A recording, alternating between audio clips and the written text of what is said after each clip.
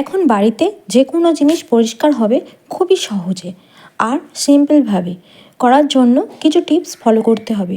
তো hello everyone, welcome to MS cooking. এরকম পরিষ্কার ঝকঝকে বাসন বা মিক্সার বা কড়াই পেতে মাত্র কয়েক মিনিটেই আপনার ঝকঝকে হয়ে যাবে কিচেনের সমস্ত জিনিসপত্র। তো দেখার জন্য ভিডিওটি ফলো করুন। আমি এই কড়াইটি আপনাদের দেখিয়ে নিচ্ছি কতটা ময়লা। তো আমি এটা 2 মিনিটেই পরিষ্কার করে নেব, কষ্ট ছাড়াই।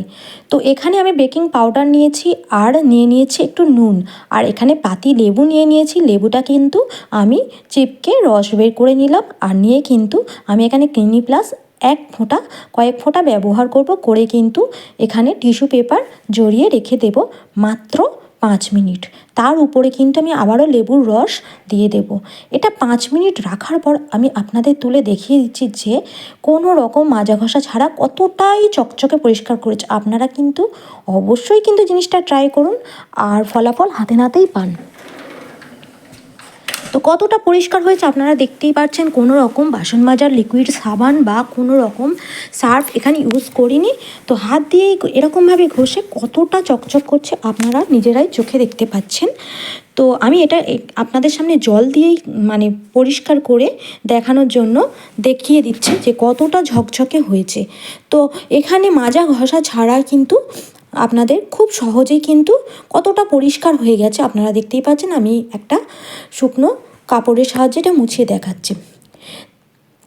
তারপরে এখানে মিক্সার জার নিয়ে হয়েছে। এখানে মেশিনটাকে কতটা পরিমাণে ময়লা হয়েছে অনেক দিন ব্যবহার করার ফলে বিভিন্ন রকম আমাদের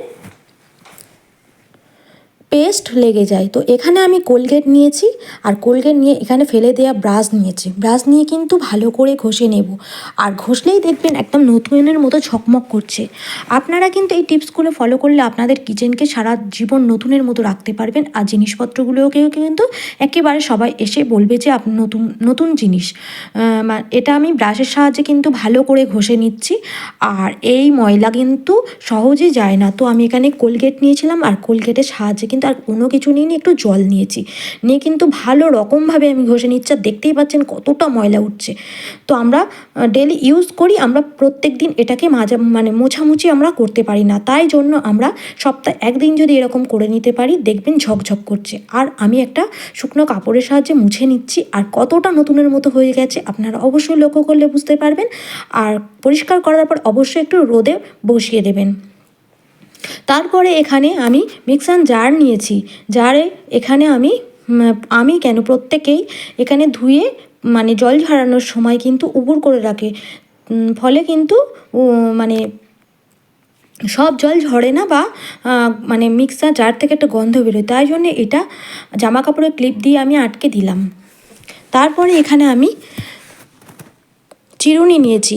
চিরুনি গেলে কিন্তু আমি কোনো ব্রাশ বা কোনো হাত দিয়ে আমি এখানে পরিষ্কার করব না। এটা 2 মিনিটেই আপনারা পরিষ্কার করে নিতে পারবেন। তার জন্য নিতে হবে একটা গামলার মধ্যে জল, আর জলের মধ্যে কিছুটা সার্ফ দিয়ে দিতে হবে। আপনাদের ঘরে যে ডিটারজেন্ট থাকে দিয়ে দিতে পারেন, আর দিয়ে কিন্তু গ্যাসের মধ্যে অবশ্যই কিন্তু এটা ফুটিয়ে নেবেন 5 মিনিট মতো। আর দেখতেই পাচ্ছেন ময়লাগুলো কীরকমভাবে বের হয়ে গেছে। তো এইটাকে আমি 5 মিনিট ফুটিয়ে নিচ্ছি, আর আমি হাতের সাহায্যে তুলে দেখাচ্ছি যে কতটা পরিষ্কার হয়েছে। আর এই চিরুনিগুলো 5 মিনিট ফোটালে আর আপনাদের কোনো রকম ঝঞ্ঝাট নিতে হবে না, ময়লা এমনিতেই পরিষ্কার হয়ে যাবে। কোনো ব্রাশও লাগাতে হবে না। বিনা ঝঞ্ঝাটে আপনাদের ঘরের সমস্ত জিনিসপত্র একদম ঝকঝক করবে।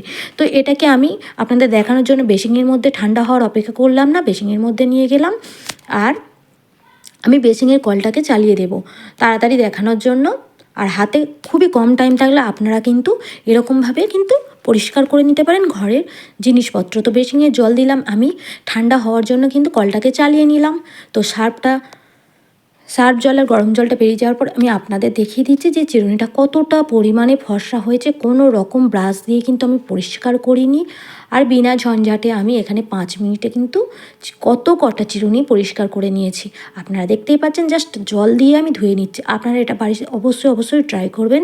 আর ভিডিওগুলো ভালো লাগলে অবশ্যই কমেন্ট করবেন, আর চ্যানেলটিকে সাবস্ক্রাইব করার অনুরোধ রইল, আর পাশে থাকার অনুরোধ রইল। আর অবশ্যই এই টিপসগুলো আপনারা ফলো করে আমাকে জানাতে ভুলবেন না যে আপনারা কেমনভাবে উপকৃত হয়েছেন। তো চিরুনিগুলো দেখতেই পাচ্ছেন কেমন ঝকঝকে হয়েছে। তো অবশ্যই লাইক কমেন্ট শেয়ার করার অনুরোধ রইল।